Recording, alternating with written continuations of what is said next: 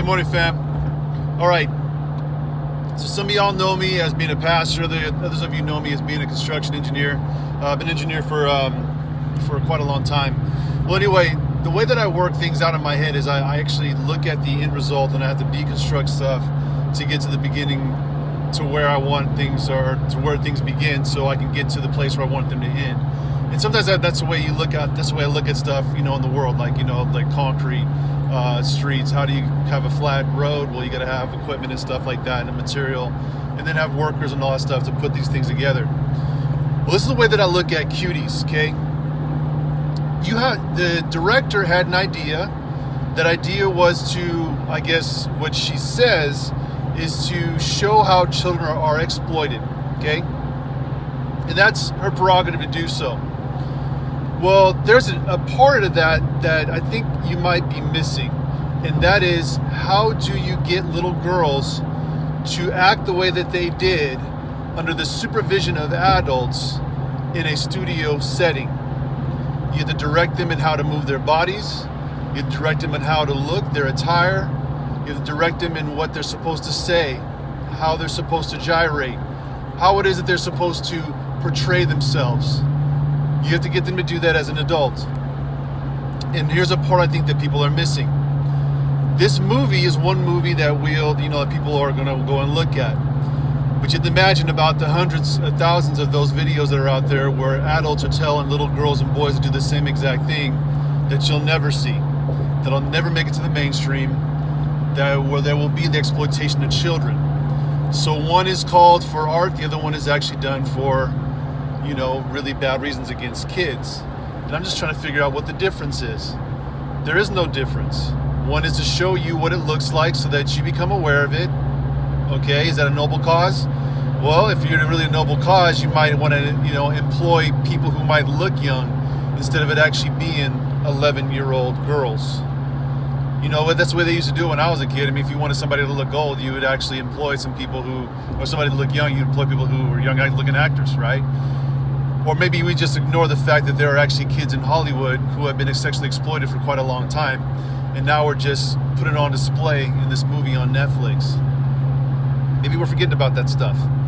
Maybe just for the sake of the art and for the sake of making the point, and the desire for us even to say, hey, we're going to go ahead and show this to even our kids so that they understand what it looks like, that we're basically exposing ourselves to child exploitation. That's where, okay, basically what's happening right now is there's a beachhead being put in place where you'd say, okay, this is where it stops. And this is what's noble for people who are actually saying, okay, I can't sit back anymore and just not say anything, because now that we're finding out that the rumors in Hollywood, actually a lot of them were true, now that we're finding out that people are actually doing things behind closed doors in the mainstream, that these things aren't just something that are just, not normal in that arena. This stuff is actually normal, and they're trying to normalize that to the public. And so for the people out there who will say, well, this is happening anyway, this is just nothing different. No, actually, this is something different. The reason why it's something different is because now what they're trying to do is they're trying to show you just how we as good adults are trying to make, amends for what we actually are doing by showing you this message that's supposed to portray these girls in a good light while we give out a message of straight up child porn. This is not good. It's not something that you or I should be advocating for. And it's also nothing that we should be spreading to other people to actually watch. So when we put ourselves in a position to actually watch it and then to critique it from a position of having seen it, what we've done is we've imprinted ourselves with that which is detestable. And there's a line there. I'm not going to sit there and go across that line so I can prove somebody's point. You got to be freaking crazy. I know what it means to actually be exploited, and also know what it means to manipulate. I'm not going to be manipulated, and I hope you won't as well. Well, just so I can move on to my next point here, you just understand something else that's I think might be even bigger here, okay? A tactic was changed over this weekend. Something that we've seen in our public sphere with the police and then our fire departments. There's a tactic of straight violence, okay? Not only against police officers and firemen, firefighters, but now it's going after people's property in a way that can actually kill people. Now, there's reports coming out in several different states about individuals of a certain social justice movement who may be infiltrating the fire departments and doing things in those states which are for little destruction and to kill people. And you also saw a video too of a couple sheriffs who were, shot and stuff.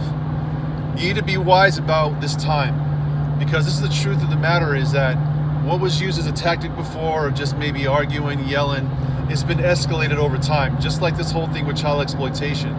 This stuff is being pushed forward. It's being moved, basically the battle line is being moved forward every single day, every weekend. And at some point in time, the regular American has to stand up and say no. The more that we just allow this stuff to happen, the more complicit it is that we are. And there's a point I can say, you know what? There's things that I shouldn't have been watching, and I'm not watching that stuff anymore. And I'm basically advocating for people to stop watching this stuff as well too, and to say no. And are you willing to actually say that? Are you willing to say, no, I'm not going to be a part of that? If you're not willing to say that, then yeah, you're a part of the issue. I'm just being real with you. You're part of the issue. Just telling it to you straight. And for all those people out there that think that advocating for BLM, which literally is, they're killing people. They're killing people. Well, might say, well, the cops kill people. No, not all cops kill people. You might say, well, not all BLM kills people. No kidding. The movement was set off by Marxists. This is how Marxists work, okay? The police department is not set off to be a Marxist organization. The police department actually is there to serve and protect. The basis for the Black Lives Matter and Antifa is to push fascism and Marxism into a society. That's what their goal is. That's what they were set off to do. If there's corruption within the police departments, you got to root out corruption. But if you have to think that you can root out and distinguish between good folks who are supporting BLM by shooting people, Antifa by burning stuff down, literally, you've got a twisted sense of justice and morality, and that's on you. And again, I'm just telling it like it is. And this is the deal. Most people that are sitting on that couch and are looking at it going like this is wrong. What they're doing is wrong. And that voice is becoming louder.